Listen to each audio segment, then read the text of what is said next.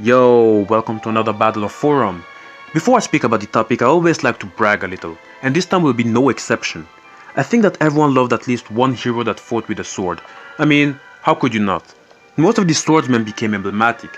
They became a symbol of courage, skills, and leadership, just like the immortal Achilles and King Leonidas. Both of them are easily the strongest and most known swordsmen to ever exist. And the question is, which one of them would come out victorious in a devastation battle? Now, this is going to become a very difficult battle because these two warriors are remarkably strong and have enough skills to take the other down. For instance, King Leonidas. Rumors said that he was a descendant of the god Heracles. To claim that title, of course you'd have to be deemed worthy. Leonidas was known to be a selfless warrior hero, a strategist king, and a fearless commander. Having faced the Persian armies with only his personal bodyguards, that together formed the known amount of 300, they faced an army existing of between 80,000 and 290,000 men-at-arms who had invaded Greece under Xerxes I. It's clear that Leonidas bridged the gap between mortal men and the gods. He underwent the fierce training all the Spartan boys had to go through. And can you imagine? They no longer had to live at home at the age of 7 because they went to training camps with trainings that were very often very harsh. He learned an unwavering and absolute devotion to his country and his folk, which only helped them to slaughter an impressive amount of Persian soldiers. Xerxes was even forced to dispatch his best fighters to stop the Spartans that kept on going for 5 or even 6 days.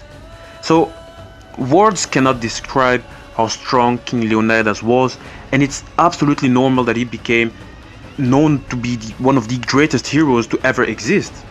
Or would Achilles be able to take the upper hand? That's another question. And for those that do not know, Achilles is another Greek hero, most notably known for his feats during the Trojan War, such as slaying the Trojan hero, the prince Hector, outside the city gates. Legend tells us that Achilles was somehow invulnerable in all of his body except for his heel. A reason why Achilles was such a badass warrior would be because the only thing he ever wanted was fame. He wanted to ensure that his name would last through the ages. It was either that or living a long but uneventful life in obscurity.